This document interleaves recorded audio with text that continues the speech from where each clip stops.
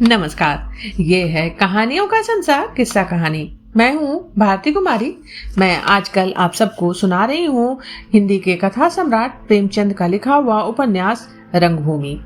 आज रंगभूमि का छठा भाग होगा और छठे भाग सुनाने से पहले मैं पिछले यानी पांचवें भाग की थोड़ी सी संक्षेप में बता दूं कि पिछले भाग में हमने सिर्फ इंदु और सोफिया की बातचीत पढ़ी सुनी आप सबने। सोफिया पेशो पेश में है क्योंकि इंदु के पिता ने कहा कि उन्होंने सोफिया के पिता को खबर कर दी है कि सोफिया उसके घर पे है तो वो आ रहे होंगे। सोफिया अपने घर नहीं लौटना चाहती। दूसरी तरफ इंदु ये चाहती है कि सोफिया उसके घर पे रुक जाए, लेकिन दोनों को ही कहने में संकोच होता है। फिर धीरे धीरे दोनों सखियां आपस में खुलती हैं और दोनों की बातचीत होती है और इंदु जिद करती है कि सोफी उसी के घर पे रुक जाए। अब आगे। उधर मिस्टर जॉन सेवक को कुंवर साहब का पत्र मिला तो जाकर स्त्री से बोले, देखा, मैं न कहता ना था कि सोफी पर कोई संकट आ पड़ा। ये देखो, कुंवर भरत सिंह का पत्र है। 3 दिनों से उनके घर पड़ी हुई है। उनके एक झोपड़े में आग लग गई थी, वो भी उसे बुझाने लगी, कहीं लपट में आ गई। मिसेज सेवक गुस्से से बोली, ये सब बहाने हैं। मुझे उसकी किसी बात पर विश्वास नहीं रहा। जिसका दिल खुदा से फिर गया उसे झूठ बोलने का क्या डर। यहाँ से बिगड़ कर गई थी, समझा होगा घर से निकलते ही फूलों की सेज बिछी हुई मिलेगी। जब कहीं शरण ना मिली तो ये पत्र लिखवा दिया। अब आटे दाल का भाव मालूम होगा। ये भी संभव है खुदा ने उसके अविचार का ये दंड दिया है। मिस्टर जॉन सेवक बोले, अब चुप भी रहो। तुम्हारी निर्दयता पर मुझे आश्चर्य होता है। मैंने तुम जैसी कठोर हृदय स्त्री नहीं देखी। मिसेज सेवक, मैं तो नहीं जाती, तुम्हें जाना हो तो जाओ। जॉन सेवक, मुझे तो देख ही रही हो, मरने तक की फुर्सत नहीं है। उसी पांडेपुर वाली जमीन के विषय में बातचीत कर रहा हूं। ऐसे मूंजी से पाला पड़ा है कि किसी तरह चंगुल में ही नहीं आता। देहातियों को जो लोग सरल कहते हैं वो भूल करते हैं। उनसे ज्यादा चालाक आदमी मिलना मुश्किल है। तुम्हें इस वक्त कोई काम नहीं है, मोटर मंगवाए देता हूं, शाम से चली जाओ और उसे अपने साथ लेती आओ। ईश्वर सेवक वहीं आराम कुर्सी पर आंखें बंद किए हुए ईश्वर भजन में मग्न बैठे थे। जैसे बहरा आदमी मतलब की बात सुनते ही सचेत हो जाता है, मोटर कार का जिक्र सुनते ही उसका ध्यान टूट गया। बोले, मोटर कार की क्या जरूरत है? क्या 10-5 रुपए काट रहे हैं? यूं उड़ाने से तो कारों का खजाना भी काफी ना होगा। क्या गाड़ी पर ना जाने से शान में फर्क आ जाएगा? तुम्हारी मोटर देखकर कुंवर साहब रोब में ना आएंगे? उन्हें खुदा ने बहुतेरी मोटरें दी है। प्रभु, दास वो अपनी शरण में ले लो, अब देर ना करो। मेरी सोफी बेचारी वहां बेगानों में पड़ी हुई है, ना जाने इतने दिन किस तरह काटे होंगे। खुदा उसे सच्चा रास्ता दिखाए। मेरी आंखें उसे ढूंढ रही हैं। वहां उस बेचारी का कौन पूछने वाला होगा? अमीरों के घर में गरीबों का कहां गुजर। जॉन सेवक बोले, अच्छा ही हुआ, जहां तो रोजाना डॉक्टर की फीस ना देनी पड़ती। ईश्वर सेवक, डॉक्टर का क्या काम था? ईश्वर की दया से मैं खुद थोड़ी बहुत डॉक्टरी कर लेता हूँ। घर वालों का स्नेह डॉक्टर की दवाओं से कहीं ज्यादा लाभदायक होता है। मैं अपनी बच्ची को गोद में लेकर कलाम पाक सुनाता, उसके लिए खुदा से दुआ मांगता। मिसेज सेवक बोली, तो आप ही चले जाइए। ईश्वर सेवक, सिर और आंखों से मेरा तांगा मंगवा दो। हम सबों को चलना चाहिए। भूले भटके को प्रेम ही सन्मार्ग पर लाता है। मैं भी चलता हूँ। अमीरों के सामने दीन बनना पड़ता है, उनसे बराबरी का दावा नहीं किया जाता। जॉन सेवक, मुझे अभी साथ न ले जाइए, मैं किसी दूसरे अवसर पर जाऊंगा। इस वक्त वहां शिष्टाचार के सिवा और कोई काम ना होगा। मैं उन्हें धन्यवाद दूंगा, वो मुझे धन्यवाद देंगे। मैं इस परिचय को दैवी प्रेरणा समझता हूँ। इत्मीनान से मिलूंगा। कुंवर साहब का शहर में बड़ा दबाव है। म्युनिसिपैलिटी के प्रधान उनके दामाद हैं। उनकी सहायता से मुझे पांडेपुर वाली जमीन बड़ी आसानी से मिल जाएगी। संभव है वो कुछ हिस्से खरीद ले, मगर आज इन बातों का मौका नहीं है। ईश्वर सेवक बोले, मुझे तुम्हारी बुद्धि पर हंसी आती है। जिस आदमी से राह रस्म पैदा करके तुम्हारे इतने काम निकल सकते हैं, उनसे मिलने में भी तुम्हें इतना संकोच। तुम्हारा समय इतना बहुमूल्य है कि आध घंटे के लिए भी वहां नहीं जा सकते। पहले ही मुलाकात में सारी बातें तय कर लेना चाहते हो। ऐसा सुनहरा अवसर पाकर भी तुम्हें उससे फायदा उठाना नहीं आता। जॉन सेवक बोले, खैर आपका अनुरोध है तो मैं ही चला जाऊंगा। मैं एक जरूरी काम कर रहा था, फिर कर लूंगा। आपको कष्ट करने की जरूरत नहीं है। फिर अपनी पत्नी की तरफ मुड़कर बोले, तुम तो चल रही हो ना? मिसेज सेवक बोली, मुझे नाहक लेकर चलते हो। खैर चलो। भोजन के बाद चलना निश्चित हुआ। अंग्रेजी प्रथा के अनुसार यहाँ दिन का भोजन 1 बजे होता था। बीच का समय तैयारियों में कटा। मिसेज सेवक ने अपने आभूषण निकाले, जिनसे वृद्धावस्था ने भी उन्हें विरक्त नहीं किया था। अपना अच्छे से अच्छा गाउन और ब्लाउज निकाला। इतना श्रृंगार वो अपनी बरसगांठ के सिवा और किसी उत्सव में ना करती थी। उद्देश्य था सोफिया को जलाना, उसे दिखाना कि तेरे आने से मैं रो रो कर मरी नहीं जा रही हूं। कोचवान को गाड़ी धोकर साफ करने का हुक्म दिया गया। प्रभु सेवक को भी साथ ले चलने की राय हुई, लेकिन जॉन सेवक ने जाकर उसके कमरे में देखा तो उसका पता न था। उसकी मेज पर एक दर्शन ग्रंथ खुला पड़ा था। मालूम होता था पढ़ते पढ़ते उठकर कहीं चला गया है। वास्तव में यह ग्रंथ 3 दिनों से इसी भांति पड़ा हुआ था। प्रभु सेवक को उसे बंद करके रखने का अवकाश न था। वो प्रातः काल से 2 घड़ी रात तक शहर का चक्कर लगाया करता। केवल 2 बार भोजन करने घर आता था। ऐसा कोई स्कूल ना था जहां उसने सोफी को ना ढूंढा हो। कोई जान पहचान का आदमी, कोई मित्र ऐसा ना था जिसके घर जाकर उसने तलाश न की हो। दिन भर की दौड़ धूप के बाद रात को निराश होकर लौट आता और चारपाई पर लेटकर घंटों सोचता और रोता, कहाँ चली गई सोफी। पुलिस के दफ्तर में दिन भर में 10-10 बार जाता और पूछता, कुछ पता चला? समाचार पत्रों में भी सूचना दे रखी थी। वहां भी रोज कई बार जाकर दरियाफ्त करता। उसे विश्वास होता जाता था कि सोफी हमसे सदा के लिए विदा हो गई। आज भी रोज की भांति 1 बजे थका मांदा, उदास और निराश लौट कर आया था तो जॉन सेवक ने सूचना दी, सोफिया का पता मिल गया। यह सुनकर प्रभु सेवक का चेहरा खिल उठा। वो बोला, सच में? कहाँ? क्या उसका कोई पत्र आया है? जॉन सेवक, कुंवर भरत सिंह के मकान पर है। जाओ खाना खा लो, तुम्हें भी वहां चलना है। प्रभु सेवक, मैं तो लौटकर खाना खाऊंगा, भूख गायब हो गई है। सोफी अच्छी तो है? मिसेज सेवक, हाँ हाँ बहुत अच्छी तरह है। खुदा ने यहां से रूठ कर जाने की सजा दे दी है। प्रभु सेवक, मम्मा, खुदा ने आपका दिल ना जाने किस पत्थर का बनाया है। क्या घर से आप ही रूठ कर चली गई थी? आप ही ने उसे निकाला था। अब भी आपको उस पर जरा भी दया नहीं आती? मिसेज सेवक, गुमराहों पर दया करना पाप है। प्रभु सेवक, अगर सोफी गुमराह है तो ईसाइयों में 100 में से 99 आदमी गुमराह हैं। वो धर्म का स्वांग नहीं दिखाना चाहती, यही उसका दोष है। नहीं तो प्रभु मसीह से जितनी श्रद्धा उसे है उतने उन्हें भी ना होती तो ईसा पर जान देते हैं। मिसेज सेवक, खैर मालूम हो गया कि तुम उसकी वकालत खूब कर सकते हो। मुझे इन दलीलों को सुनने की फुर्सत नहीं है। ये कहकर मिसेज सेवक वहां से चली गईं। भोजन का समय आया। लोग मेज पर बैठे। प्रभु सेवक आग्रह करने भी ना गया। तीनों आदमी फिटन पर बैठे तो ईश्वर सेवक ने चलते चलते जॉन सेवक से कहा, सोफी को जरूर साथ लाना और इस अवसर को हाथ से ना जाने देना।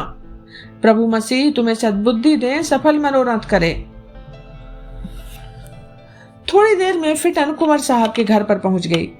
कुंवर साहब ने बड़े तपाक से उनका स्वागत किया। मिसेज सेवक ने मन में सोचा था, मैं सोफिया से एक शब्द भी ना बोलूंगी, दूर से खड़ी देखती रहूंगी। लेकिन जब सोफिया के कमरे में पहुंची और उसका मुरझाया हुआ चेहरा देखा तो शोक से कलेजा मसोस उठा। मातृ स्नेह उबल पड़ा। अधीर होकर उससे लिपट गई। आंखों से आंसू बहने लगे। इस प्रवाह में सोफिया का मनोमालिन्य में बह गया। उसने दोनों हाथ माता की गर्दन में डाल दिए और कई मिनट तक दोनों प्रेम का स्वर्गीय आनंद उठाती रहीं। जॉन सेवक ने सोफिया का माथा चूमा, किंतु प्रभु सेवक आंखों में आंसू भरे उसके सामने खड़ा रहा। आलिंगन करते हुए उसे भय होता था कि कहीं हृदय फट न जाए। ऐसे अवसरों पर उसके भाव और भाषा दोनों ही शिथिल हो जाते थे। जब जॉन सेवक सोफी को देखकर कुंवर साहब के साथ बाहर चले गए तो मिसेज सेवक बोली, तुझे उस दिन क्या सूझी कि यहाँ चली आई? यहाँ अजनबियों में पड़े पड़े तेरी तबीयत घबराती रही होगी। ये लोग अपने धन के घमंड में तेरी बात भी ना पूछते होंगे। सोफिया बोली, नहीं मम्मा, ये बात नहीं है। घमंड तो यहाँ किसी को छू भी नहीं गया है।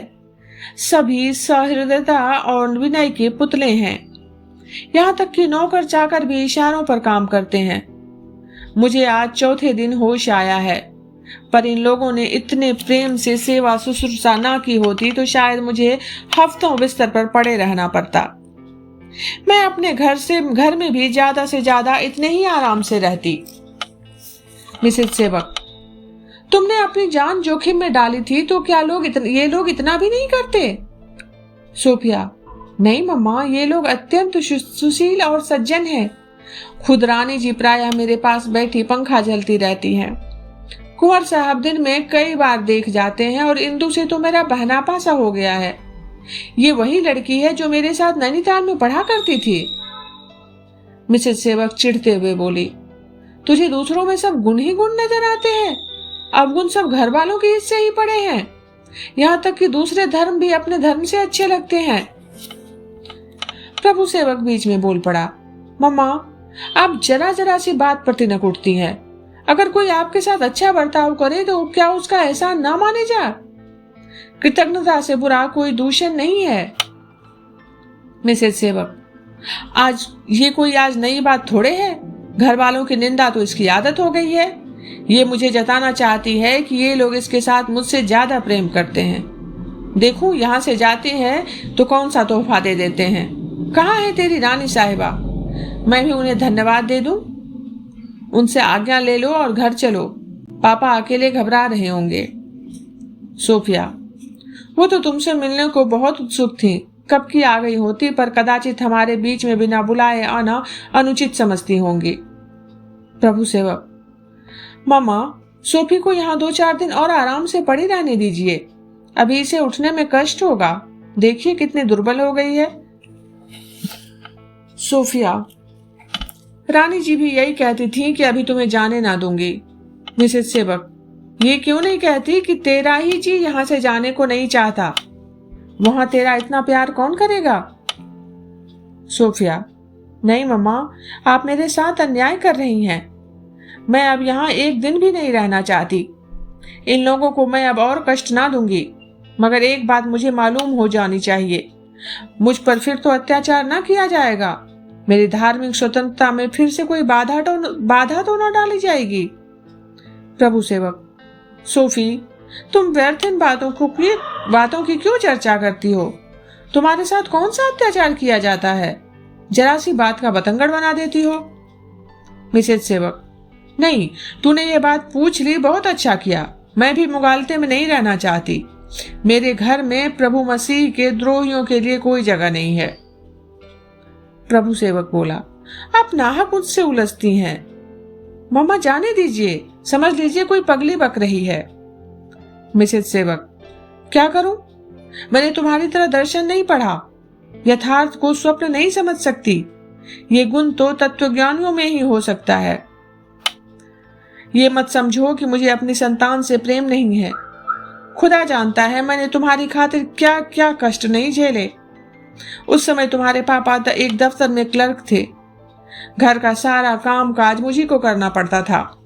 बाजार जाती, खाना पकाती, झाड़ू लगाती। तुम दोनों ही बचपन में कमजोर थे। नित्य एक ना एक रोग लगा ही रहता था। घर के कामों से जरा फुर्सत मिलती तो डॉक्टर के पास जाती। बहुधा तुम्हें गोद में लिए रातें कट जाती थी। इतने आत्मसमर्पण से पली हुई संतान को जब ईश्वर से विमुख होते देखती हूँ तो मैं दुख और क्रोध से बावली हो जाती हूँ। तुम्हें मैं सच्चा, ईमान का पक्का, मसीह का भक्त बनाना चाहती थी। इसके विरुद्ध जब तुम्हें यीशु से मुंह मोड़ते देखती हूँ, उनके उपदेश, उनके जीवन और उनके अलौकिक कृत्यों पर शंका करते पाती हूँ, तो मेरे हृदय के टुकड़े हो जाते हैं और यही इच्छा होती है कि इसकी सूरत ना देखूं। मुझे अपना मसीह सारे संसार में, यहाँ तक कि अपनी जान से भी प्यारा है। सोफिया बोली, आपको यीशु इतना प्यारा है तो मुझे भी अपनी आत्मा, अपना ईमान उससे कम प्यारा नहीं है। मैं उस पर किसी का अत्याचार से नहीं सह सकती। मिसेज सेवक, खुदा तुझे इस अभक्ति की सजा देगा। मेरी उससे यही प्रार्थना है कि वो फिर मुझे तेरी सूरत ना दिखाए। ये कहकर मिसेज सेवक कमरे से बाहर चली आई। रानी और इंदु उधर से आ रही थी। द्वार पर उनसे भेंट हो गई। रानी जी मिसेज सेवक के गले लिपट गईं और कृतज्ञतापूर्ण शब्दों का दरिया बहा दिया। मिसेज सेवक को इस साधु प्रेम में बनावट की बू आई, लेकिन रानी को मानव चरित्र का ज्ञान न था। इंदु से बोली, देख, मिस सोफिया से कह दे अभी जाने की तैयारी ना करें। मिसेज सेवक, आप मेरी खातिर से सोफिया को अभी 2-4 दिन यहाँ रहने दीजिए। मैं आपसे सविनय अनुरोध करती हूँ। अभी मेरा मन उसकी बातों से तृप्त नहीं हुआ और ना ही उसकी सेवा कर सकी। मैं आपसे वादा करती हूँ, मैं स्वयं उसे आपके पास पहुंचा दूंगी। जब तक वो यहाँ रहेगी, आपसे दिन में एक बार भेंट तो होती ही रहेगी। धन्य है आप जो ऐसी सुशीला लड़की पाई। दया विवेक की मूर्ति है। आत्मत्याग तो इसमें कूट कूट कर भरा हुआ है। मिसेज सेवक बोली, मैं इसे अपने साथ चलने के लिए मजबूर नहीं करती। आप जितने दिन चाहें शौक से रखिए। रानी हंसकर बोली, बस बस, मैं तो इतना ही चाहती थी। आपने मुझे मोल ले लिया। आपसे ऐसी ही आशा थी। आप इतनी सुशीला ना होती तो लड़की में ये गुण कहां से आते। एक मेरी इंदु है कि बातें करने का ढंग भी नहीं जानती। एक बड़ी रियासत की रानी है पर इतना भी नहीं जानती कि मेरी वार्षिक आय कितनी है। लाखों के गहने संदूक में पड़े हुए हैं, उन्हें छूती तक नहीं। हाँ, सैर करने को कह दीजिए तो दिन रात घुमा करे। क्यों इंदु, झूठ कहती हूँ? इंदु, तो क्या करूं, मन भर सोना ला दे बैठी रहूं? मुझे तो इस तरह अपनी देह को जकड़ना अच्छा नहीं लगता। रानी, सुनी आपने इसकी बातें? गहनों से इसकी देह जकड़ जाती है। आइए, अब आपको अपने घर की सैर कराऊं। इंदु, चाय बनाने को कह दो। मिसेज सेवक, मिस्टर सेवक बाहर खड़े मेरा इंतजार कर रहे होंगे, देर हो जाएगी। रानी, अरे इतनी जल्दी? कम से कम आज यहाँ भोजन तो कर ही लीजिएगा।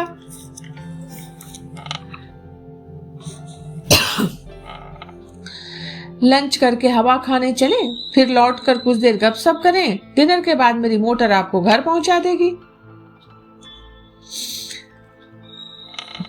उपन्यास का ये भाग आज यहीं तक। अभी आप सुन रहे थे भारती कुमारी की आवाज में प्रेमचंद का लिखा उपन्यास रंगभूमि का 6ठा भाग। जल्दी ही मिलती हूँ अगले भाग के साथ। तब तक आप सब जुड़े रहिए किस्सा कहानी से। किस्सा कहानी चैनल पे हम लोग कोशिश कर रहे हैं कि जितनी भी क्लासिक कहानियां हैं, उपन्यास है, उसे सब हम अपने चैनल पर लाए। अगर आपको किस्से कहानियां सुनना पसंद आ रहा है तो चैनल को लाइक और सब्सक्राइब जरूर कीजिएगा। धन्यवाद।